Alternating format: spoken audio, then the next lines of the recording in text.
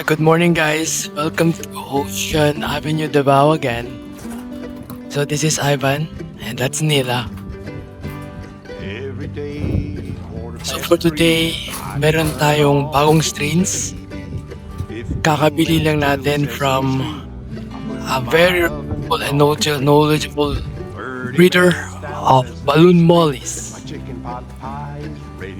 So excited ako dahil maganda itong strain na to and unique. So this is what you call the Ninja Lemonade Fairy Lyre Tail Balloon Molly. So as you can see, ayan,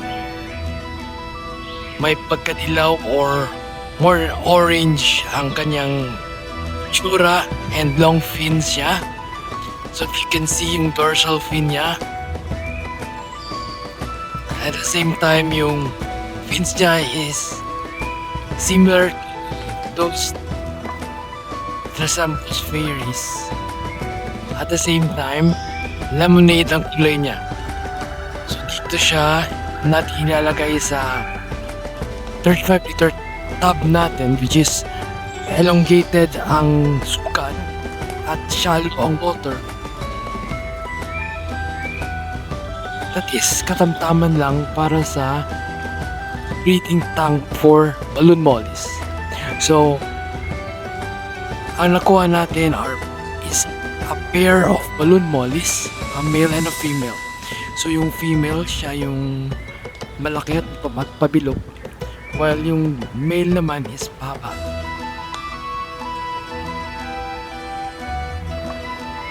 So we acclimated the mollies 15 minutes inside the plastic bag, while the rest of the 15 minutes is nag-drip acclimation tayo, which means for every 5 minutes nag-drop a certain amount of tank water kung saan sila ilalagay sa kanilang water sa loob ng kanilang pack.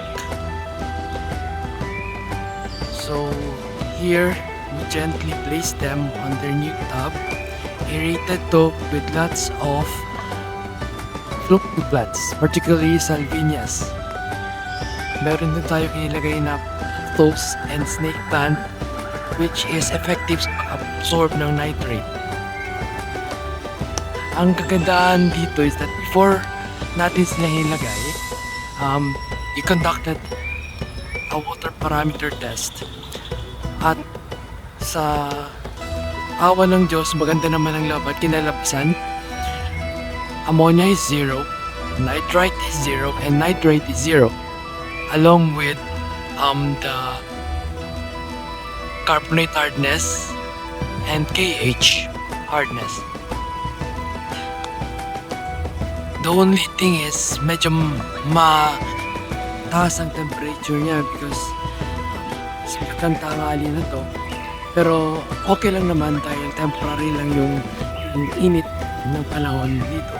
So early morning at late afternoon, lumalamig na yung water nila. Pero for balloon mollies, mas preferred kasi nila ang warm water. So I think makakapag-adjust naman sila dito sa ating bagong tank. Medyo marami-rami lang pa ring hair algae na makikita sa tank, pero beneficial naman din ng hair algae at a minimal level. So dito natin makikita kung paano ko sila inilagay sa kanilang temporary viewing tank mixed with their new home water at yung old water nila, para makita ninyo kung gaano kaganda ang ating bagong strains. So ito yung male Ninja Lemonade Fairy Lyre Tail Molly, Balloon Molly. So ang ganda-ganda niya, guys.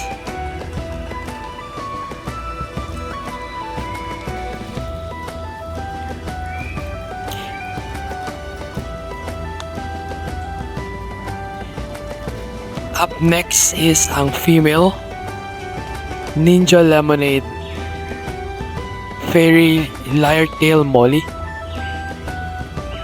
Equally maganda din siya. Guys, hope you appreciate it. And please like, share, comment, and subscribe. See you next time.